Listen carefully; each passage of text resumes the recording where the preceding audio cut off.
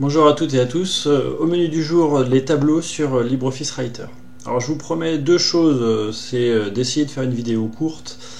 La deuxième chose que je promets, c'est que je suis à peu près certain de ne pas y arriver. Je vais essayer quand même.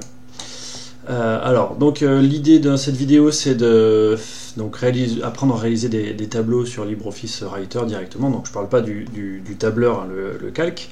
Là on est sur LibreOffice 7. Et donc là j'ai deux tableaux, hein, que je vais refaire devant vous. Alors là ça se voit pas que c'est un tableau, hein, alors tout simplement parce que l'option d'affichage des délimitation des tableaux, donc les bordures invisibles, hein, est pas mise. Alors là je vous conseille vraiment toujours, donc c'est dans affichage, de toujours faire délimitation des tableaux, comme ça on voit à quoi on a affaire. Et puis sachant que à l'aperçu avant-impression, hein, bien entendu, ces bordures gris clair là sont bien invisibles. Donc là on voit bien qu'on a affaire à un tableau, et ici aussi, et au passage c'est un seul tableau, hein, comprenant une petite ligne vide sans bordure et puis un début de ligne sans rien non plus. Alors je vais commencer donc par faire le premier. Alors l'idée du premier, c'est de faire un en-tête de lettres, hein, par exemple. Le gros avantage de faire appel à un tableau plutôt que d'avoir des tabulations, c'est qu'on va pouvoir gérer les alignements à gauche, à droite en fonction des cellules facilement, hein. Surtout pas écrire son nom et puis essayer de coller à droite ici quelque chose. Tiens, je vais mettre des espaces ou des tabulations. Tiens. Voilà, ça c'est vraiment ce qu'il ne faut pas faire, hein. Alors ça se voit dès qu'on passe en marque de formatage, hein, ce qu'on appelle les pattes de mouche. Déjà on va voir qu'il y a des espaces ici. Alors, je ne vais pas le mettre tout le temps, hein. Et puis voilà, si je change de police de caractère, hein, je prends du 11 par exemple, tiens c'est plus ligné à droite, je prends du 14, bah, c'est pire, hein, ça passe à la ligne, donc on va essayer de bricoler en revenant, mettre des espaces, enfin bref, hein, tout ça c'est caca.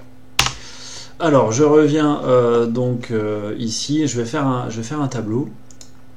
Donc je vais faire insérer un tableau, donc c'est un tableau de 3 colonnes et 2 lignes, sans aucun style. Alors il y a des styles de tableau, j'en reparlerai peut-être tout à l'heure, mais honnêtement ils sont vraiment pas chouettes, donc vaut mieux se les faire soi-même.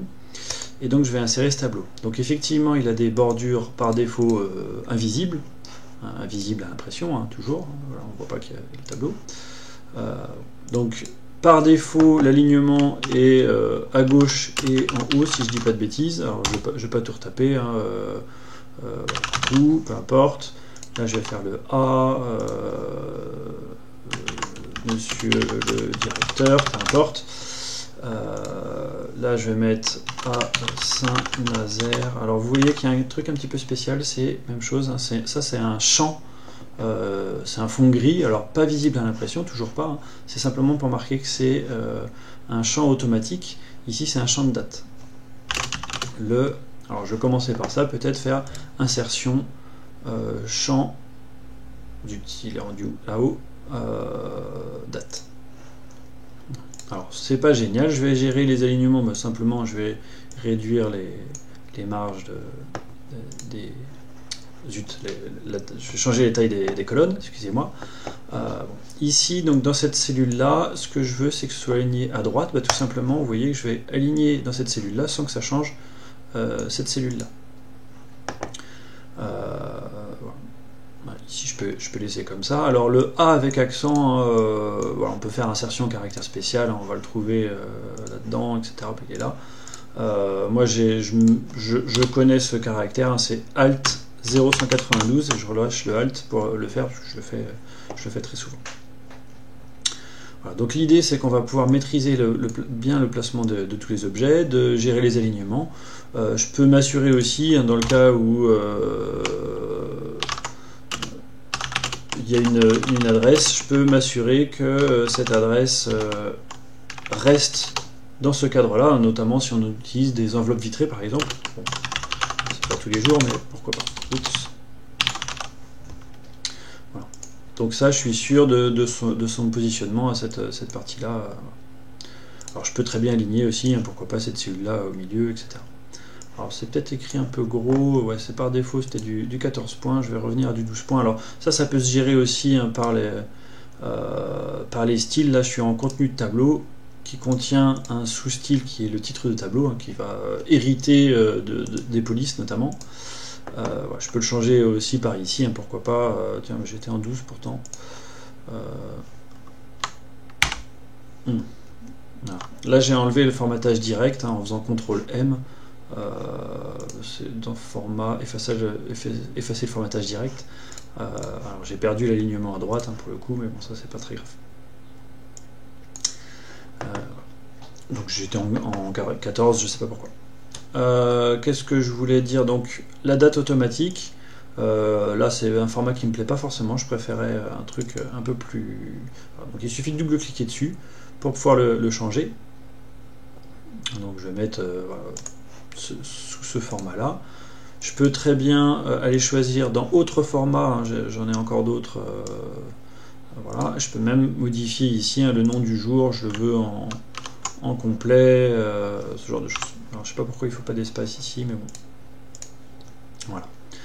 Voilà.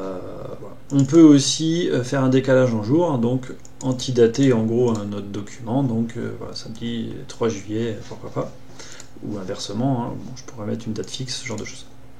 Donc voilà pour ce premier tableau. Le deuxième tableau, l'idée ça va être de retravailler aussi les bordures, en plus des alignements. Les bordures, c'est pas forcément évident à réaliser sur LibreOffice. Donc là, je vais faire, et puis voilà, voir une ligne sans bordure.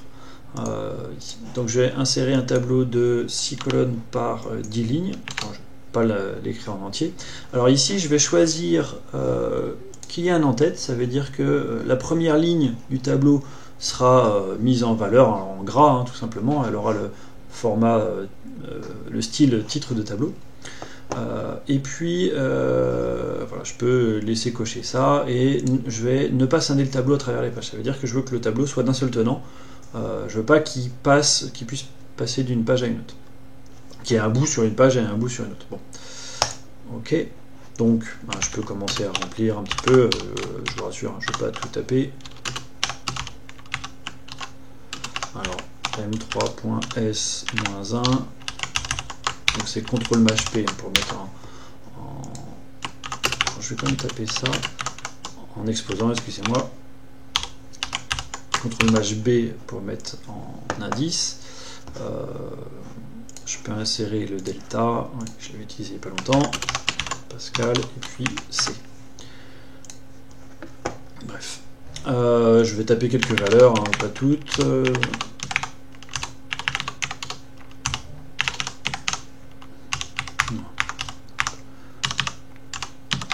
Alors on peut dans LibreOffice Writer faire aussi des formules d'ailleurs. Hein. Bon, j'ai pas beaucoup utilisé, j'ai pas réussi à recopier la formule, hein, comme je le fais sur le tableur, donc ça c'est autre chose, hein, mais on l'a aussi ici. On a des fonctions qui permettent de faire des calculs.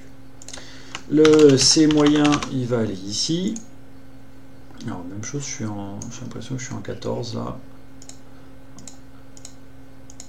Non, pourtant, il me semblait gros cette partie-là. Bon, peu importe. Alors, l'idée, ça va être de mettre une bordure autour de tout ça. Donc, pour faire ça, alors il y a sûrement plusieurs moyens de faire. Moi, j'ai toujours fait par clic-droit propriété du tableau. Je vais dans l'onglet bordure. Et puis, je vais déjà mettre des lignes partout. Toujours sur cette sélection, je vais recommencer, mais cette fois-ci, je vais utiliser le petit bouton qui est ici, qui permet de définir la bordure extérieure sans modifier les bordures intérieures. Donc les bordures intérieures sont grisées, elles ne seront pas modifiées par les actions que je vais faire maintenant. Et là, je vais mettre une épaisseur bien plus importante. Donc, autour de la partie que j'avais sélectionnée, je refais la même chose avec seulement la partie de titre. J'ai mis un 25, je crois. Voilà. Je vais faire la même chose ici, d'ailleurs. Un 25. Ok. Et il me semble qu'il vaut mieux quitter pour revenir. Hein, et ça, c'était en 0,05. Ok, ça commence à ressembler à quelque chose. Alors, il y a les alignements de tableau. Hein, par défaut, les titres sont... donc c'est toujours aligné en haut mais centré, et puis sur les autres lignes, alors tiens, je vais pouvoir changer d'ailleurs la taille de ces lignes. je vais leur mettre, je sais pas, 9 mm par exemple, je crois que c'est pas trop mal. On voit que l'alignement est aussi donc en haut et à gauche hein, pour tout le reste d'un tableau. Donc pour modifier ça, voilà, je vais le faire à la main, on doit pouvoir le faire par les styles aussi, hein, je vais simplement centrer toutes mes valeurs, et puis je vais aussi centrer verticalement. Alors dans la barre d'outils, un tableau qui apparaît quand on est dans un tableau, je préfère la laisser flottante, hein, personnellement, parce qu'elle prend beaucoup de place, ça fait décaler les barres d'outils quand on la met en haut, enfin bref, et voilà, on a l'alignement vertical qui est réglé ici. Pour supprimer une ligne, c'est très simple, hein, il suffit de cliquer ici. Pour ajouter une ligne, je fais comme ça. Ouais, je peux s'imprimer tout le tableau, enfin bref, on peut fusionner des cellules, je passe là-dessus. Alors il y avait un petit truc qui me gênait dans la première colonne. Vous voyez, j'ai tapé 62,0 ou 116,0 et la valeur le virgule 0 n'est pas resté. Alors pour modifier ça, hein, sur cette colonne là seulement, voilà, je peux aller ici dans le format numérique, hein, on va pouvoir faire clic droit, etc. Je vais choisir, c'est un nombre, mais je veux qu'il y ait au moins une décimale. Voilà, donc on peut le garder, le virgule 0. L'alignement n'est pas parfait, mais ça on pourrait le changer aussi. Bon, je passe là-dessus. Ça c'était centré gras et centré verticalement aussi. Cette ligne, je voudrais bien la réduire, mais en fait LibreOffice ne va pas me laisser faire parce que par défaut il sait qu'il y a du caractère de taille 12 dedans et que pour afficher correctement des caractères de taille 12 il faut une taille minimum. Donc là je sélectionne la ligne, je vais dans taille, hauteur de ligne, et même si j'essaye de réduire, je ne vais pas pouvoir parce que vous voyez c'est coché adapter la taille. Même si je fais OK, bah, il ne faudra pas faire 0. Donc je reviens là-dessus. Alors je ne vais pas mettre 0 au passage, hein, je vais mettre je sais pas, 3 mm, et je vais décocher adapter à la taille. Et là, comme ça, je fais ce que je veux. Alors si je mets du texte dedans, tant pis pour moi, mais voilà, je l'ai forcé à le faire. Voilà, peut-être cet alignement-là qui pourrait être un petit peu mieux. Et puis, ouais, le gros avantage d'utiliser un tableau, hein, quand même, c'était que donc un seul tableau, hein, pour cette partie-là aussi, c'est que si je change la taille de cette colonne, hein, je triche un petit peu pour que ça apparaisse correctement, bah, l'alignement va rester correct. De même, si je passe des lignes, en fait tout le tableau va rester d'une seule pièce. Donc ça c'est le gros avantage. Alors cela dit, on peut avoir l'utilité justement de scinder un tableau. Si j'ai un très grand tableau, voire un tableau qui fait plus d'une page, on va pouvoir le gérer correctement. Donc là, je peux revenir modifier l'option que j'avais mise, ne pas scinder le tableau. Je peux autoriser le fractionnement de tableau sur plusieurs pages et colonnes. Et ça va répéter le titre automatiquement. Donc là, j'active ça. Maintenant, si je passe quelques lignes, vous voyez que le tableau, il se met sur plusieurs pages. Alors là, c'est pas génial parce que ce bout de tableau, il devrait peut-être pas être tout seul, mais voilà. Et même si je rajoute un paragraphe de dernière minute juste avant d'imprimer mon rapport, bah, je sais que ça va rester correct. Bon, il faudra éviter qu'il y ait une seule ligne évidemment en bas, mais sinon on peut toujours faire un CTRL-Entrée pour faire un saut de page, etc. Hop, je reviens. Qu'est-ce que j'ai fait? Bon. Je sais pas ce que j'ai fait. Ah ouais, alors ça c'est un petit truc qui m'est arrivé déjà, qui est un petit peu embêtant. Zut. C'est que si on fait un saut de page directement sur un tableau, alors je vais pas faire un saut de page avant. Je vais pas faire de saut, voilà. La propriété saut de page a été intégrée dans le tableau. Par contre,